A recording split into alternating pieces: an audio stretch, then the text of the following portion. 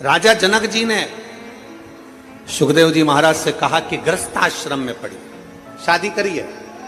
सुखदेव जी महाराज ने कहा मैं और शादी विवाह कैसे करूं, मैं शादी कैसे करूं? नहीं, शादी तो करना पड़ेगा, गृहस्थाश्रम में पढ़ना पड़ेगा, तो मैं किससे शादी करूं? सुखदेव जी महाराज ने पूछा राजा जनक जी से, आप मेरे गुरु हो, आप आज्ञा करिए कि मैं विवाह किससे करूं। इतने में राजा जनक जी ने कह दिया जन्म मरण और परण। जन्म डॉक्टर बोल भी देना कि इतनी तारीख तक डिलीवरी हो जाएगी, इतनी तारीख तक जापा हो जाएगा, पर जब तक मेरा बाबा ना चाहे तब तक जन्म नहीं हो सकता। जब तक मेरा बाबा ना चाहे तब तक जन्म नहीं हो सकता। जन्म मरण, किसी ने हाथ देखकर कह दिया, पत्रिका देखकर कह दिया खूब लंबी उम्र है, खूब जियोगे, 80 साल 90 साल 100 साल, खूब लंबी उम्र है। मालूम पड़े अटैक आया, निपट गया, बैंक का खाता बंद, चल समाप्त, चल। अब तो किसी ने, महाराज जी तुमने तो पत्रिका देखकर कहा था कि उम्र बहुत है, तुमने हाथ देखकर कहा था कि उम्र बहुत है, और ये तो अटैक आए और चले गए।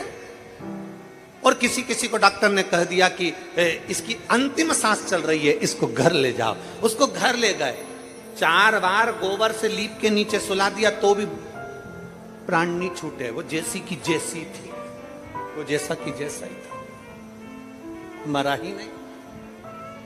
जन्म मरण और तीसरे नंबर पर है परण। परण मतलब शादी, विवाह।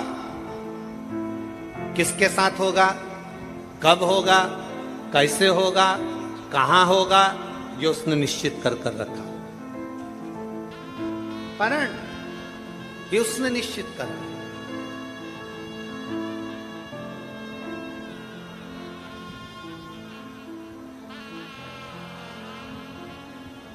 मेरी जीजियां बैठी हैं यहाँ पर, मेरे जीजा बैठे हैं यहाँ पर, मेरी बेटियां बैठी हैं, मेरे बेटा बैठे हैं, मेरी माताएं, मेरे भाई बैठे हैं। मेरी जीजियों से पूछूं कि आपके घर के लोगों ने आपके लिए कितने लड़के देखे? कितने? ढेर सारे लड़के आप लोगों के लिए देखे, पर आपकी किस्मत में जो लिखा था वही मिला। और यहां मेरे जितने जीजा बैठे हैं, जितने भाई बैठे हैं, जितने बेटे बैठे हैं, उनसे कहूंगा आपके लिए कितनी लड़की देखी, पर तुम्हारे भाग्य में जो लिखी थी वही तुम्हें प्राप्त हो। जन्म मरण और परण, ये 3 शिव के हाथ। आपके सोचे से कुछ नहीं होगा। सुखदेव जी महाराज जाइए, आपकी भक्ति का बल जब बढ़ेगा, आपके विश्वास का बल बढ़ेगा, आपकी श्रद्धा का बल बढ़ेगा, जब आप भगवान की अविरल भक्ति में डूबने लगोगे, तब भगवान ने तुम्हारे ललाट में जो स्त्री लिखी होगी वो तुम्हें मिल जाएगी। जाइए, चले। सुखदेव जी महाराज वन में पहुंच गए। श्री शिवाय नमस्तुभ्यम। हर हर महादेव। एक लोटा जल, सारी समस्या का हल। आशा करता हूं कि आज के इस प्रसंग से आपको ज्ञान का आत्मसात हुआ होगा। भगवान शिव की दया जिस भक्त पर हो जाती है, उसके जीवन की दिशा ही बदल जाती है।